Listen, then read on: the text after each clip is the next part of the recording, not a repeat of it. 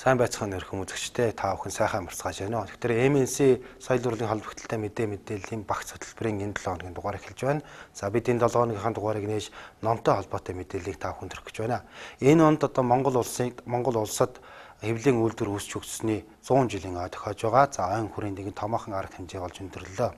Монголын хэвлэлийн үйлдвэрүүдийн холбооноос одоо үндэсний төв номын санд за 50000 ширхэг номыг бэлгэллээ. За эдгээр номууд бол одоо орчин үед одоо уншигчдын эрэлт хэрэгцээг хангаж буй, за бестселлер болж буй номууд байгаа юм. За номууд дотроо 6 төрөл байгаа. Соёл урлаг, за гадаад хэл сурах бичиг танин мэдгүй чиглэлийн номнууд байна. За энэ үеэр үндэсний төв номын сангийн удирдлагууд за хэвлэлийн үйлдвэрийн компани эздэд за хэвлэлийн одоо холбооныхонд баярлалснаа талархснаа илэрхийлж байсан. За гэвч үүний зэрэгцээ бас үндэсний төв номын сангийн багтаамж, байр багтаамж шаардлага хангахгүй, за багтаамж мөн шаардлага хангахгүй болцоход байгааг мөн дурдж байсан. За энэ байдлыг бол удирдах албан тушаалтнууд зүй зүйтэйгээр шийдвэрлэх цаг нь ирснийг бас хэлж байсан. За үндэсний төв номын санд мөн ардын элч нэртэй явуулын номын сан ажилладаг. За энэхүү номын сан за нийслэлийн алслагдсан дүүргүүд хийгээд цэргийн ангууд, за алслагдсан дүүргүүдийн сургууль цэцэрлэгээр очиж үйлчилдэг. За энэ удаа энэхүү 50000 ном шинээр одоо бий болж одоо шинээр хэвлэгдэн ирснээр за тэрхүү одоо явуулын номын сангийн үйл ажиллагаа улам өргөжөж за төв номын сангийн фонд улам аривжих тухай бас хэлж байсан юм. Тэгээ ингээд энэ тухай мэдээллийг та бүхэнд өргөе. Альва улс үндэстний оюуны цар хүрээнд ном тохимол томоохон үүрэг гүйцэтгсэрсэн манай улсын хувьд бүтэн 220 жил харийн дарлал мөлждөгч байцны эцэст 20 дугаар зууны эхэнд саяныг тусгаар тогтнолоо олж авсан. Харин энэхүү харийн даралд байсан 200-ны хугацаанд манай улсад ямар нэгэн ном тохимол олноороо хэвлэгдэх ард түмний гар дээр хүрэх боломж байгаагүй. Гэвч эртний цэцэн мэрэгд бүдэг дэнгэн гэрэлт гараараа судар номон тойрож 1912 онд золгожээ. 1912 онд хүрээний сонин бичиг гэж хэвлэгдэн гарснаар манай хэвлэх үйлдвэрийн үндэс суур тавигдсан түүхтэй түүнээс хойш яг 100 жил өнгөрсөн байна. Тэгвэл өнөөдөр хэвлэх үйлдвэр үүсч өгсөний 100 жилийн ойд зориулан Монголын хэвлэх үйлдвэрүүдийн холбооноос үндэсний төв номын санд 50000 ширхэг номыг хандууллаа. Монголын хэвлэх үйлдвэрийн холбоо нь 23 гишүүнтэй тэд бүгдээрээ уншигчдын итгэлийг хүлээсэн хэвлэлийн газрууд юм а.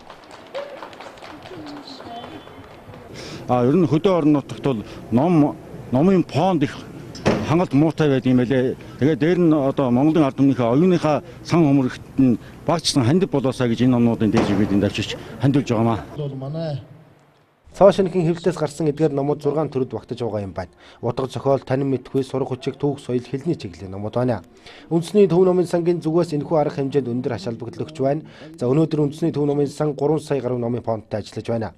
Үүнд эртний түүх дурсгалд хамаарагдах судар бичгүүд тусгай хамгаалтанд байдаг бол бусад номууд чанар стандарт хангахгүй орчинд хадгалагдаж байгаа. Энэ нь мэдээж тус номын сангийн барилгыг шинжлэх цаг нь болсонтой салшгүй холбоотой юм а. За энэ онд Монголын хэвлэх үйлдвэрүүдийн холбоо байгуулагдсны 100 жилийн ой тохиож байгаа. Тэгээд энэ хүрээнд Монголын үндэсний номын сан 6 нэрийн 5000 орчим ном бүтээлийг 23 хэвлэх үйлдвэрээс нийлж одоо хөндөөлж байна өнөөдөр. Тэгээд хэвлэх үйлдвэрүүд бол манай үндэсний номын сангийн үйл ажиллагааг ямагт дэмжиж байнга шинэ ном бүтээлүүдийнхаа дээжээс хандуулдаг.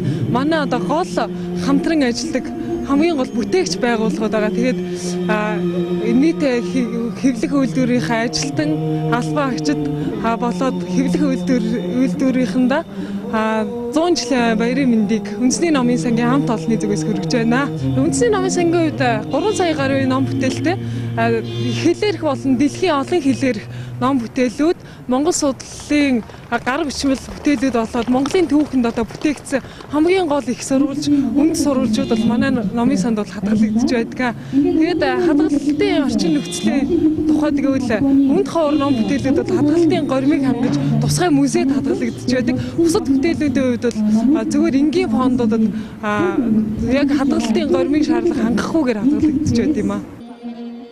Эдгээр номууд үндэсний төв номын сангийн сан хөмрөгийг баяжуулахын зэрэгцээ хөдөө орон нутгийн уншигчдад хүрнэ. Төв номын санд ардын элч нэртэй явуулын номын сан ажилладаг. Тэд нийслэлийн аслагдсан дүүргийн иргэд сургууль цэцэрлэгүүд, цэргийн анги, асрамжийн газрын хүүхдүүдэд хүрч үйлчилдэг байна. Эдгээр өдрүүдэд за Монголын үндэсний язгуур урлагийн томоохон төрөл болох за туйл хайлах одоо туйлчдын урын санг баяжуулах улсын үзлэг болж өндөрлөө. За энэхүү үзлэг 3 хоног болж одоо өндөрлсөн. Монголчууд эртнээс за тодорхой хүн гүрний үеэс туйл хайлж зовлон жаргал за дайн байлдаан эрлэхэг түүх зэргийн одоо туйл хайлах энэхүү урлагтаан шингээсээр өдийг бидний үерсэн. За гэвч харамсалтай нь яг одоогийн байдлаар бол Монгол улсын хэмжээнд 20 гаруйхан туйлч байна гэсэн ийм тоо баримтыг албаны хүмүүс бидэнд өглөө. За эдгээр 20 гаруйхан туйлчдын дийлэнх нь бол баруун Монгол Увс, Ховд, Алтай нутгаар нутаглаж байгаа. За шавь сургалттай, за үед амьдсан эцгээс хүүд зэрэг гэр сургалттай туйл хайлах эрдмийг одоо өвлөн авсан байсан юм. За эдгээр туйлчдын урын санд бол 20 гаруй туйлч 20 гаруй туйл байлаа. За туйлчд нийлээд одоо 118 цаг тасралтгүй туйл хайлах ёстой байснаас за яг 118 цагта туйл хайлж дууссан байна. За энэхүү арга хэмжээ соёл спорт аялал жуулчлалын яам, за соёлын өвийн газар, үндэсний түүхийн музей зэрэг байгууллагуудаас хамтран зохион байгуулсан одоо та бүхэндээ энэ тухай мэдээллийг хүргье. Эртнээс өвгдөөс маань түүхэн үйл явдал, зовлон жаргал, байгалийн сайхныг туйл хэлбэрээр хайлж ирсэн. Та бидний мэдгээр гисэр жангар, эрийн сан, хан харанхуй зэрэг туйлууд байдаг. Гэвч яг үнэндээ Монгол туйлын сан хөмрөг мянгаар тоологддог байна. Харин харамсалтай нь өнөөдрийн 21-р зууны өндөрлөг түрэхэд манай улсад ердөө 20 гаруйхан туйлч байдаг байна. Энэ удаа соёл спорт аялал жуулчлалын яам, соёлын өвийн төв, шинжлэх ухааны академийн хил зохиолын хүрээлэн, үндэсний түүхийн музей зэрэг газруудаас хамтарч Монгол туйлчдын урын санг баяжуулах улсын үзлэгийг зохион байгуулж байна. Энэхүү улсын үзлэгт 18 туйлч оролцож байна. Наадмын зорилго бол ерөнхийдөө Монгол улсын нутагс дэвсгэр дээр байгаа туйлчдыг бүрэн хамруулад тэдний одоо урын санг нэг бүрчлэн шалгаж үзээд одоо ямархуу хэмжээнд одоо байгаа юм Монгол туйлын одоо өвсөн үдийг хэрхэн хадгалагдаж байна гэдгийг нэгдүгээр тогтоох. Түүнийхээ үндсэн дээр одоо туйлчдаа ингээд зэрэглэх тийм ээ. Одоо хин илүү сайн байна ч гэдэг юм. Ер нь нэг иймэрхүү. Тэгээд цаашдаа наадмын зорилго бол энэ үзлэгийг 2-3 жилд тогтмол зохион байгуулна. Тэгээд наадмаас наадамд одоо туйлчд хэрхэн одоо өсч өндийж байна, урын сан хэрхэн баяжиж байна гэдгийг л одоо цаашд улмал хөгжүүлэх юм зорилготойгоор наадам зохион байгуулж байна л да. Энэхүү 13 туйлчдын дунд 76 настай өвгөн туйлчаас эхлээд эдэр залуу туйлчид багтаж байна. Тэд тасралтгүй 40-оос 50 минутаас эхлээд 4-өөс 5 цаг туйл хайлж байна. Тэдний дунд Монголын баруун хязгаар нутаг Увс аймгийн Наран болог сумаас ирсэн туйлч бол анх хоёр байсан юм а. Энэхүү наадмыг зохион байгуулж байгаа хувьд бол одоо би ерэн сэтгэл их өндөр байгаа. Яагаад гэвэл энэ ЮНЕСКОд бүртгүүлчихсэн Монгол туйл маань одоо энэ өдрийн энэ төвшөнд бол ер нь их хангалуун, их сайхан байна. Олон цаг гэлдэх туйлчид байна. Одоо мөр зэрэгцэн туйл хайлж байгаа хүмүүс бол чадварлаг байна гэж үзэж байгаа. Энэ цаашд нь бол энэнийг улам ингэж өргөжүүлээд одоо явна гэж одоо энэ соёлын яам энэ заанаас ингэж засгийн газрынаас тогтоож байгаа юм байна. Тэгэхээр энэ бүр өргөжиж сайжрах байхаа гэсэн юм бодлого байна. Цаашид мэрэгжлийн туйлчдыг олноор нь төрүүлэн гаргах тал дээр олон ажил хийнэ гэдгийг албаны хүмүүс хэлж байлаа. Увс аймгийн хувьд ердөө 2 хон туйлч байдаг гэн. Үүнээс үзэхэд туйл хайлах хэмээх үндэсний урлагийн хосгүй төрлийг нэн дээр бодит ажил хийхгүй бол устдаж үгүй болоход ойрхон байгаа нь харагдаж байна. Туйлчдын ихэнх нь баруун аймагуудаас иржээ. Тэд нийтдээ 118 цаг туйл хайлах юм а.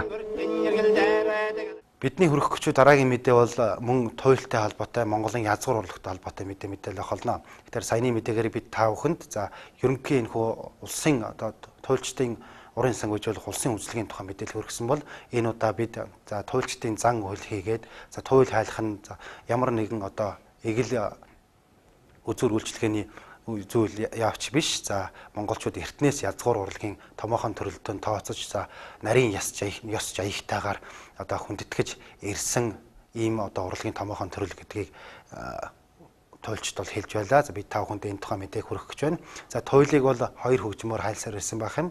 За үүний нэг нь бол товшуур, за нөгөө нь бол акил хуур гэсэн ийм хоёр хөгжим байх юм а. За акил хуур гэдэг нь их хэл гэсэн утгатай ийм үг юм байна. Энэ тухай